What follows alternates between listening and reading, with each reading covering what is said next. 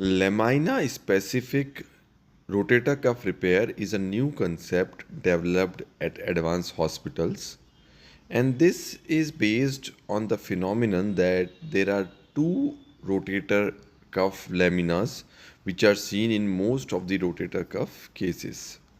What is the normal recommendation till now is we have to include the inner lamina into the repair and then repair both the inner and the outer laminas together.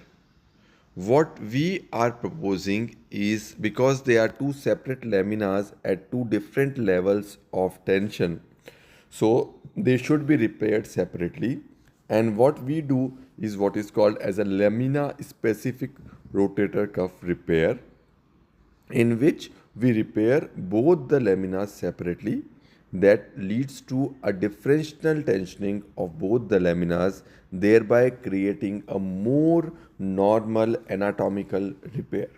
What we can appreciate here is we are using the first pass device to pass the sutures through the inferior lamina, and with this we are repairing, we are putting almost 3 sutures into the inferior lamina, and will be repairing the inferior lamina in a knotted fashion. So the inferior lamina will be repaired in a knotted fashion. So all the 3 sutures which will be passed through the inferior lamina are then tied back into its position. Normally, I would like to repair the inferior lamina in a Mason-Allen configuration. So what I'll do is I'll pass off all the sutures through the inferior lamina.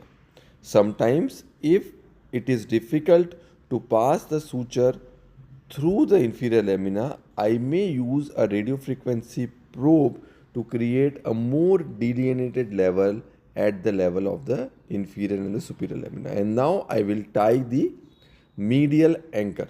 So the medial anchor here is repairing the inferior lamina alone, and this I would do in a Mason-Allen configuration.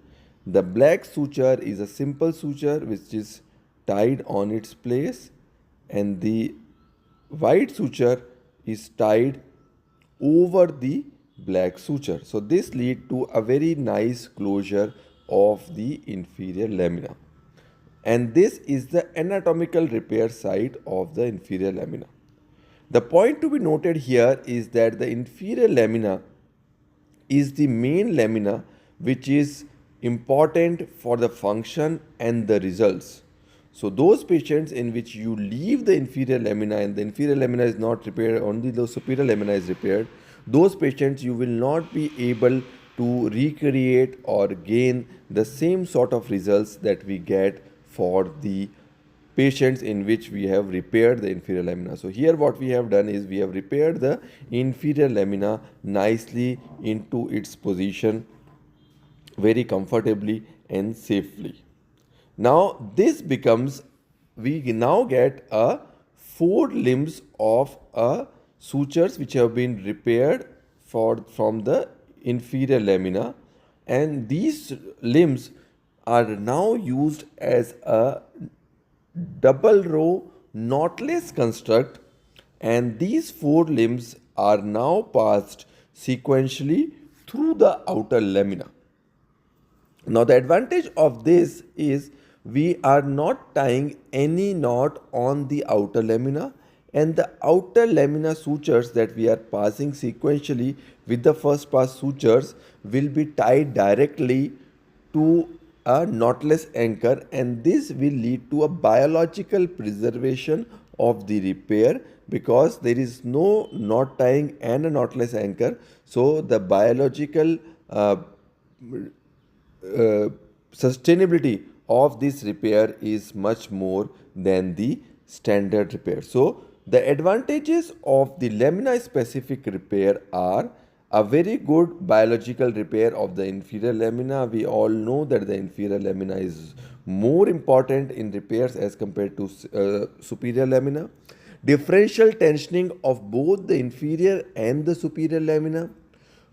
complete knotless repair of the outer lamina without tying any sutures. So that's why it is more biological, more biomechanical sound sort of a repair, and in the end we are using a knotless anchor, and all the four suture limbs which have been passed through the outer lamina are now repaired back to its own position at the superior lamina level. So all these four suture limbs of the superior lamina are now put into the knotless anchor, which is pushed into the lateral component, and that's how a knotless repair of the outer lamina is created. So this leads to a very solid biological and biomechanically better